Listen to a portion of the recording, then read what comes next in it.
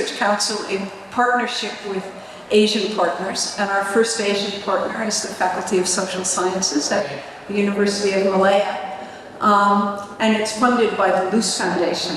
So I would like to, as one who has been very active in getting this organized on the side here, if you could tell us what your students need and what you were hoping to get out of this program. I think firstly we need to thank the Social Science Research Council and also the Luce Foundation for supporting this workshop, because now there is a demand on our younger scholars to get published in English medium international peer-reviewed journals.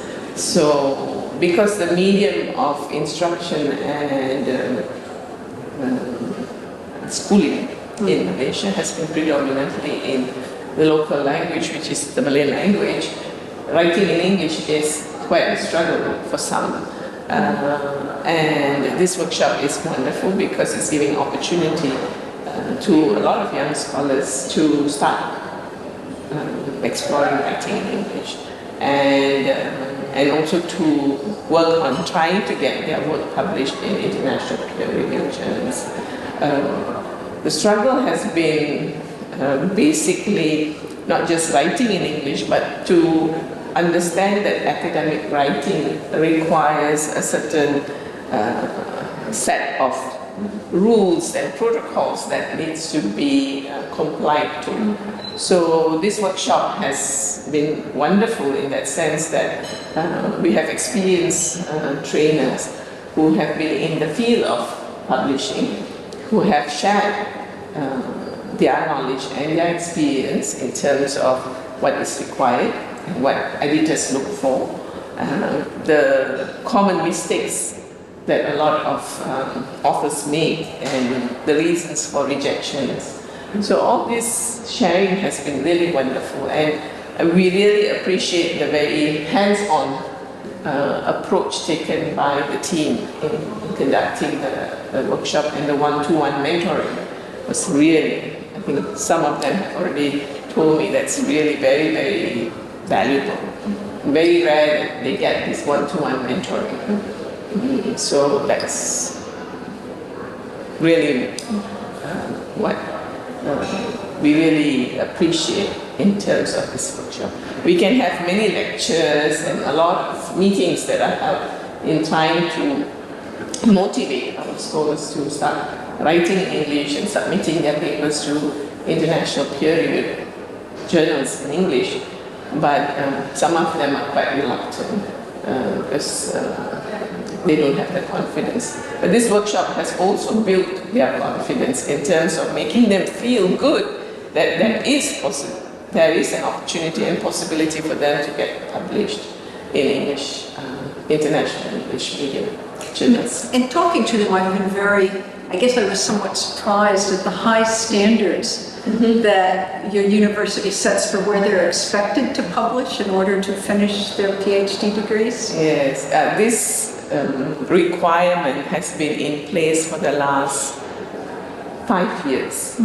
So in the last 5 years, because of this publication requirement for postgraduate students by research programs, this has made doing the PhD a much more demanding